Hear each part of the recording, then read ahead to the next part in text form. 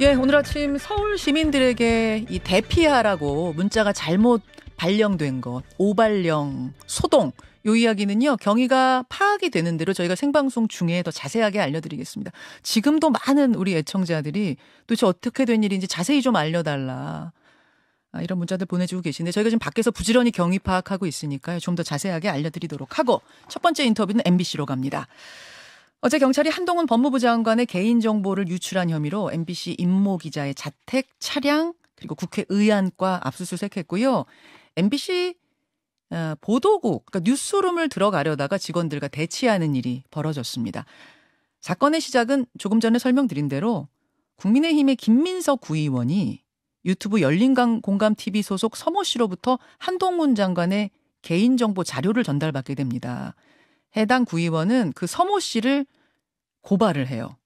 거기서부터 시작된 경찰 수사가 거슬러 올라가다 보니 그 파일을 처음 넘긴 사람이 MBC 기자로 특정됐다는 게 이제 경찰 측 설명이에요.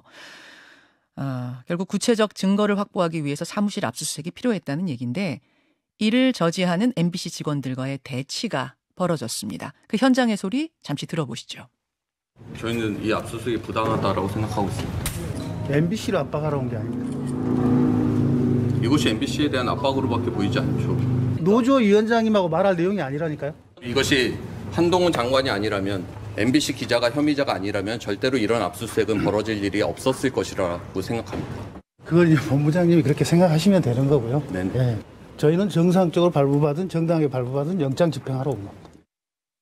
예, 이런 상황이 1시간 정도 계속됐다고 해요. MBC 기자 측의 입장을 좀 들어보고 싶은데요. MBC 기자협회 박주린 협회장 연결해 보겠습니다. 박주린 협회장님 나와 계십니까? 네, 안녕하세요. 예, 조금 전에 대치 상황 잠깐 보고 오긴 했습니다만 어제 분위기 현장 상황 어땠나요? 예, 일단 어제 오전 9시쯤에 이제 서울경찰청 반부패 수사대에서 이제 임 기자 자택에 대한 압수수색을 좀 실시를 했는데요. 예. 여기서 이제 개인 휴대전화라든가 노트북, 차량까지 압수수색하면서 이제 2시간 정도가 소요가 됐습니다.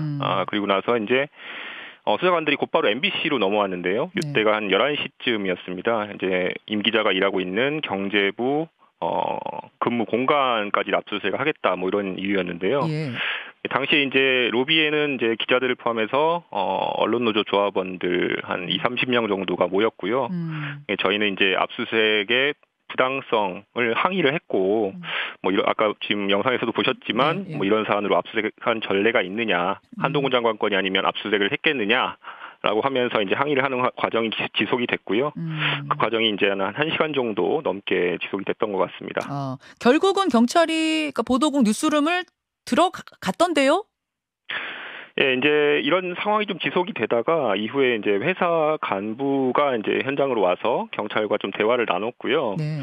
이제 이 과정에서 회사 쪽도 일단 보도국에 대한 압수수색은 동의할 수 없다라는 입장을 명확히 밝혔는데 이제 그런 논의 과정에서 나온 안이 이제 수사관 일부가 임 기자 자리에 가서 이제 압수수색이 과연 필요한지 이제 육안으로 확인하는 게 어떻겠냐 이런 안이 나와서 예, 저희 이제 구성원들도 그거에 대해서 논의를 했고 또 압수수색이 아닌 그 정도라면 일단은 받아들일 수 있는 수준이다 해서 이제 수사관 2명이 저희 직원들과 또 변호사를 동행한 상태에서 임 기자 자리에 가서 한 4-5분 정도 책상을 훑어보고 이렇게 철수를 했습니다. 그렇군요. 그러니까 MBC 측 변호사 동행하에 해당 기자의 현재 책상으로 갔으나 영장에 적시된 압수물이 없다는 걸 확인하고 철수한 이런 상황인 거군요. 네네네. 자, 어제 압수수색, 나아가서 이 수사 전반에 대한 MBC 기자협회 입장은 구체적으로 어떻습니까? 일단 지금 제기된 혐의가 이제 한동훈 장관 개인정보 유출이잖아요. 예. 이제 물론 이제 임 기자로부터 이미 휴대전화랑 노트북을 다 확보를 했습니다. 사실 이런 혐의라면 사실 그 정도 압수수색으로 이제 수사에 필요한 자료는 충분히 이제 확보를 했다고 생각을 하거든요. 사실 이제 업무용 노트북까지도 사실 민감한 취재 정보가 많이 들어가 있기 때문에 그것도 과하다고 생각을 하는데 그걸 넘어서 이 보도국 업무 공간까지 압수수색을 하겠다라는 건 이제 명백한 과잉 수사라고 생각을 하고요. 예를 들어 제가 제 주변인이 제 개인정보를 유출했다고 신고를 하면 경찰이 그 사람의 근무지까지 압수수색을 하겠냐 이런 생각이 좀 듭니다. 근데 뭐 CBS도 마찬가지겠지만 이제 현장에 나가는 기자들은 이 노트북 같은 업무 장비를 다 지참하고 나가거든요. 예. 사무실에 두지는 않습니다. 사무실은 이제 말 그대로 공용 공간이고 뭐 개인 자리가 있다고 해도 뭐 간단한 물품들을 비치하는 정도거든요. 네, 그럼에도 불구하고 이제 보도국 뉴스룸까지 들어와서 압수수색을 시도했다는 것 자체, 그 자체가 이제 언론 자유에 대한 중대한 위협이다 이렇게 생각을 합니다. 과잉 수사, 과잉 압수수색이다 이런 말씀.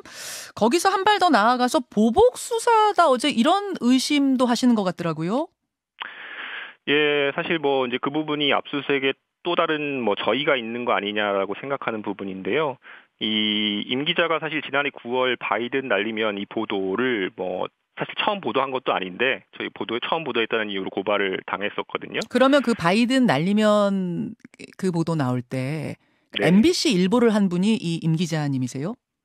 일보라기보다는요. 저희 이제 일보는 처음 이제 보도가 나온 거는 저희 디지털 팀에서 이제 디지털 뉴스로 만들었던 거고요. 예. 그 당시에 임 기자는 이제 내근 중이었습니다. 내근 중이었는데 낫뉴스를 보도하는 과정에서 그게 이제 처음 보도됐다고 다시 오도가 돼가지고 그렇게 이제 고발을 당한 상태였습니다. 아, 그럼 디지털 팀에서 먼저 나간 거고 임 기자는 내근 중에 그러니까 공중파 보도 할 때 관여했던 거군요. 네네네네. 어쨌든 그 부분에 대해서 이제 수사가 이루어지고 있는 상황인데 뭐 경찰은 이게 뭐 관련이 없는 별건이다 이렇게 설명을 했던 것 같은데 사실은 이제 그 바이든 날리면 건은 지난해부터 수사를 쭉 해오고 있지만 뭐 지금까지도 수사에 큰 진척이 없는 걸로 알고 있거든요. 이게 뭐 사실 이게 청력 테스트 수준의 사안이라 가지고 경찰도 아마 난감할 것으로 생각은 하는데요. 예, 어쨌든 뭐 그 부분에 대해서 이제 수사 진척이 없는 상황에서 별건으로 이제 기자를 압박하는 거는 뭐 보복 수사라고 여길 수 있는 여지가 충분히 있다라고 생각을 하고요. 이 또 하나는 이제 뭐 이 압수수색이 진짜로 수사를 위한 것일까 하는 좀 생각도 듭니다. 그게 어떤 말씀일까요? 만약에 정말 이제 수사에 필요한 압수수색이었다면 이제 어떻게든 경찰도 이제 뉴스룸 내부 진입을 시도했을 것 같고 뭐 무언가 가져가려고 했을 것 같거든요. 근데 결과적으로 이제 하나 가져간 건 없는 압수수색이었단 말이죠. 예, 저는 이제 그 시도 자체로 사실은 본보기를 보여준 거라고 생각을 하는데요. 진짜 뭔가를 가져가려고 한 게 아니라 뭔가를 보여주려고 한 거다? 네네, 본보기를 보여준 거라고 생각하는데요. 그러니까 이제 현 정부 여당의 비판적인 보도를 하는 언론사는 이렇게 될 수 있다. 또 이 정권 실세의 한동훈 장관의 심기를 건드리면 이렇게 될 수 있다. 뭐 이거는 뭐 현 시국뿐 아니라 뭐 길게는 총선을 앞두고 이 정부 여당에 대한 비판 보도를 위축시키는 효과를 노린 게 아닌가. 결국엔 이제 이게 MBC뿐 아니라 다른 언론사들을 위한 일종의 메시지가 아니었나. 저는 그렇게 생각을 합니다. 대언론 메시지, 언론 길들이기의 어떤 작업의 일환 뭐 이렇게 보신단 말씀이에요. 네네네. 근데 이제 보복 수사, 뭐 과잉 압수수색 지적을 하셨는데 어제 영장을 집행하러 온 경찰이 계속 반복했던 말이 뭐냐면 판사가 영장을 보고 압수수색 필요성을 인정해서 법원에서 발부한 거다. 근데 이게 어떻게 불필요한 과잉 압수수색이냐. 법원이 발부했으니까 우린 온 겁니다. 이런 주장을 계속 하시던데요. 네, 물론 뭐 수사기관에서는 그렇게 주장을 할 수 있다고 생각을 합니다. 근데 이건 기자의 업무의 특성을 잘 모르고 하시는 말씀인 것 같고요. 일단 뭐 수사기관에서 영장을 청구할 때 기자의 업무 공간까지 넣었다는 거는 뭐 그렇게 할 수 있다고 생각은 하는데 이게 과연 그 보도국에 대한 압수수색이 필요했는지 여부는 좀 따로 생각을 해봐야 될 것 같고, 그리고 보도국이라는 곳은 사실 언론사의 심장이고 특수성이 있는 공간입니다. 이 보도국 안에는 온갖 민감한 취재 정보들이 다 들어가 있거든요. 그래서 뭐 저희가 보호해야 될 취재원의 정보까지도 다 있는 상황에서 과거에 뭐 군사정권 시절에도 함부로 언론사 압수수색의 그 보도국에 대한 압수수색은 이루어지지 못했습니다. 그런 상황에서 경찰이 무리하게 압수수색을 시도했다는 것 자체는 좀 부당하지 않나라고 생각을 합니다. 그럼 경찰도 좀 무리했고 영장을 발부해준 법원도 좀 무리했다고 보시는 걸까요?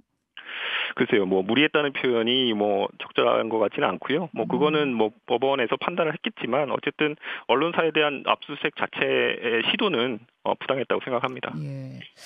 보복 수사라고 지적하신 그 부분에 관련해서는 경찰의 입장이 이런 거더군요. 이제 오늘 혼자 나오셨으니까 제가 뭐 반론도 합니다만 고발자가 한동훈 장관이 아니고 강서구 구의원이었고 고발 대상자도 MBC 기자가 아니고 그 구의원한테 파일 건넨 서모 씨였다. 즉 MBC 기자를 특정해서 MBC를 특정해서 수사 시작한 게 아니었는데 하다 보니까 이게 흘러서 가보니 이제 MBC가 됐더라. 근데 어떻게 보복이냐? 이런 입장이거든요. 어떻게 답하시겠습니까?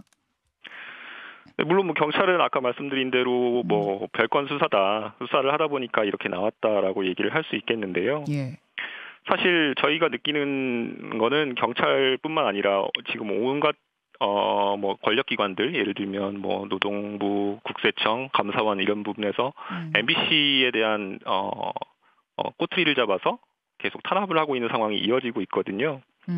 그래서 경찰이 뭐 그렇게 얘기를 할 수 있겠지만 저희가 느끼기에는 네. 일단 이 부분이 과연 MBC 기자가 아니었다면 또 한동훈 장관이 아니었다면 이렇게까지 압수수색을 나올 사안이었는가. 물론 뭐 이 수사를 통해서 MBC 기자가 실정법을 위반한 부분이 있다면 그 부분에 대해서는 책임을 져야겠죠.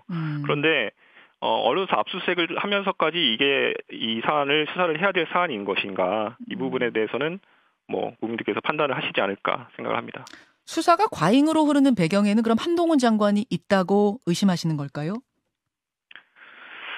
뭐 한동훈 장관이 뭐 어떻게 뭐 따로 지시를 내리시거나 뭐 이런 거라고 의심하기는 좀 어렵고요. 사실 뭐 한동훈 장관이 이 이름이 거론되지 않았다면 과연 MBC에 대해서 이렇게 압수수색이 들어왔을까?